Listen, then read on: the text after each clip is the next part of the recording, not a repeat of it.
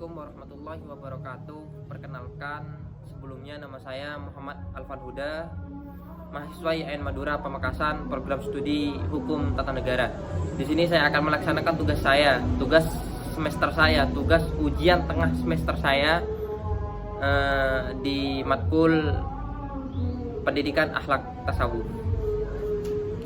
Langsung saja, di sini saya akan menjelaskan tentang pemikiran akhlak pada periode Yunani, dan yang kedua di periode abad Islam, dan yang ketiga di zaman modern, di abad kemodernan ini. Ya, langsung saja, di sini saya sudah membuat oret-oretan, yaitu yang berjumlah 5 halaman. Di sini bisa kita lihat 1 2 3 4 5. Memang saya tidak menghafalnya karena gimana ya, karena kan takut ada teman-teman yang bertanya mengapa saya tidak menghafalnya, mengapa saya masih menggunakan oret-oretan. Jawabannya ya karena terlalu banyak yang saya bahas sehingga mungkin otak saya tidak bisa menampung. Ya, langsung kepada pembahasan yang pertama, pemikiran akhlak pada periode Yunani. Bismillahirrahmanirrahim. Qala Syekhul Imamu al-Alimu al-Allamatuh wa qala al-Musannifu rahimahullahu ta'ala wa ada man naf'a bihi wa bi ulumihi fid dharaini amin. Baik, langsung masuk ke pembahasan yang pertama, yaitu akhlak pada periode Yunani atau sebelum bangsa Arab, atau saya nanti akan menambahkan ya. Nanti setelah saya pembahasan yang kedua, yaitu pemikiran akhlak setelah periode bangsa Arab. Di sini saya akan menambahkan setelah itu sudah bahasa Arab, tidak langsung ke modern terlebih dahulu, yakni akan beranjak ke setelah adanya Islam atau setelah adanya Islam, ajaran Islam. Baik, langsung saja. Pada periode Yunani, ilmu akhlak di luar Islam adalah pengetahuan tentang akhlak yang tidak didasarkan pada Al-Quran dan hadis. Keseluruhan ajaran akhlak yang dikeluarkan oleh para pemikir di luar Islam dapat diikuti sepanjang masa jika itu tidak melanggar atau tidak menyelempeng dari ajaran Islam atau yang diajarkan oleh Al-Quran dan hadis. Begitu. Ya, intinya periode ini mengajarkan bahwa sebelum adanya Islam, periode ini sudah ada terlebih dahulu, dan ada beberapa pemikiran dan pengetahuan tentang akhlak yang tidak didasarkan oleh Al-Quran. Di sini saya akan menyebutkan secara singkat saja beberapa tokoh pemikir di zaman periode itu. Yang pertama itu sofistik pada tahun 500 sampai 450 sebelum Masehi. Yang kedua Socrates pada tahun 469 sampai 399 sebelum Masehi. Yang ketiga yaitu Sainis atau Sairenis, kata orang-orang sekarang itu adalah Sairenis. Dan yang keempat, kelima, keenam itu adalah Plato, Aristoteles, dan Abicus, yang sering kita dengar itu teori-teorinya. Cukup sampai di situ saja. Kita beralih ke periode pemikiran setelah adanya bangsa Arab. Baik, kita pindah ke pembahasan yang kedua, yaitu periode pemikiran bangsa Arab. Bangsa Arab pada zaman jahiliyah tidak memiliki ahli-ahli filsafat yang mengajak paham tertentu. Tidak seperti bangsa Yunani dan Romawi yang memiliki pedoman atau ahli-ahli akhlak. Ini ingat, bangsa Arab itu pada zaman jahiliyah itu tidak memiliki ahli-ahli filsafat, tidak seperti bangsa Yunani yang seperti tadi kita jelaskan bahwa ada beberapa tokoh, ada sekitar 6 tokoh di sini yang menjelaskan tentang para pemikir dari Yunani yang memiliki pedoman atau ahli-ahli akhlak. Dan pada saat itu bangsa Arab hanya memiliki ahli-ahli hikmah dan syair. Ahli-ahli hikmah dan syair di sini adalah dapat dijumpai yang dikatakan ahli-ahli hikmah dan syair ini mengajarkan tentang melakukan hal baik dan meninggalkan yang mungkar, atau bisa dikatakan sekarang adalah melakukan amar ma'ruf nahi munkar. Akan tetapi berbeda dengan akhlak pada zaman ini masuk ke tahap selanjutnya yang menurut saya tadi. Akan tetapi masuk pada setelah masuknya Islam, setelah zaman ilmiah kan tadi zaman jahiliyah, setelah masuknya Islam, setelah adanya baginda kita Muhammad sallallahu alaihi wasallam, Allahumma sholli alaihi. Di situ Islam sudah mengacu pada pedoman akhlak, sudah mengacu pada Al-Quran atau tingkah lakunya Nabi. Pada saat itu akhlak makin sudah sempurna. Pada saat itu akhlak ini sudah sempurna karena pelopornya sendiri adalah para sahabat-sahabat Nabi Muhammad sendiri, yaitu pelopornya adalah Nabi Muhammad sendiri.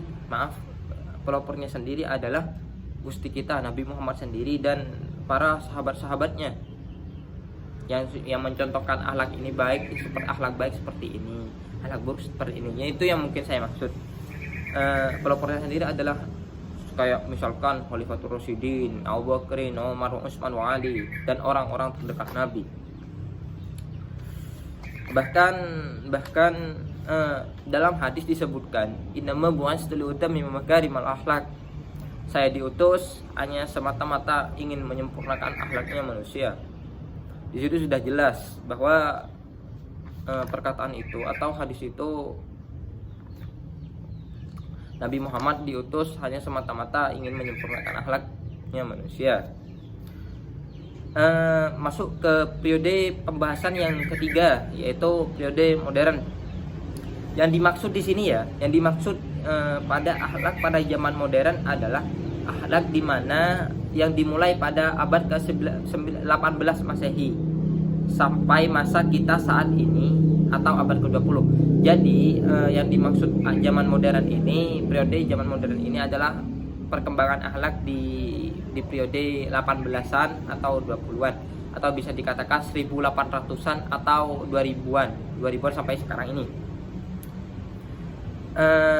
Dalam fase ini terdapat gejala-gejala hebat atau gejala-gejala besar di berbagai pecahan dunia. Contohnya saja adalah jatuhnya Mesir ke tangan Barat, seperti itu.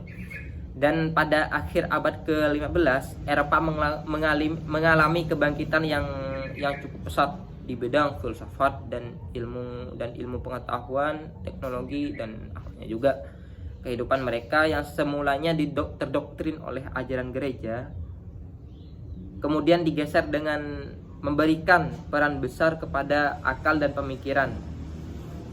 Dan pergeseran paradigma ini terjadi hanya beberapa generasi yang akhirnya melahirkan para tokoh dan pemikir masa masing-masing. Jadi gini, dulu itu zaman itu Eropa masih dikendalikan oleh ajaran-ajaran gereja. Namun setelah adanya tokoh-tokoh, mereka sedikit-sedikit mulai bisa memahami apa itu akhlak, apa itu ilmu teknologi, apa ilmu fisika. Banyak pemikir atau tokoh yang lahir pada abad baru ini. Intinya pada abad ke-18 ini atau abad ke-15. Setelah abad ke-15 baru ada tokoh yang lahir saat itu pada tahun ke tahun. Tentang siapakah tokoh tersebut? Contohnya yang pertama itu adalah Descartes, yang kedua Sophocles Bouyeri, yang ketiga itu Hudson, yang keempat Bertrand Russell, dan yang kelima James Milton, dan yang keenam tidak ada. Para tokoh ini tidak hanya membicarakan tentang ilmu teknologi seperti rumus fisika, rumus kimia, tapi membicarakan tentang filsafat dan akhlak. Dan pemikiran tersebut telah banyak mereka kemukakan tersebar dalam literatur mengenai etika dan sebagai menjadi pedoman hidup masyarakat Eropa pada saat itu. Intinya para tokoh ini mengajari kita tentang ilmu akhlak setelah abad modern ini. Namun itu di Eropa. Berbeda dengan di negara kita sendiri, kayak di Indonesia sudah patokannya itu sudah pasti ke Al-Quran sama hadis, ataupun bisa jadi ke ijma'nya para ulama tuh. Tapi yang saya salut dari para pemikir ini adalah pada ini pemikir yang bernama J.S. Milchan. Karena apa saya salut kepada dia? Karena dia itu setuju dengan ajaran-ajaran Islam, ajaran-ajaran Al-Quran. Dia setuju, tidak pernah menentangnya. Seperti itu.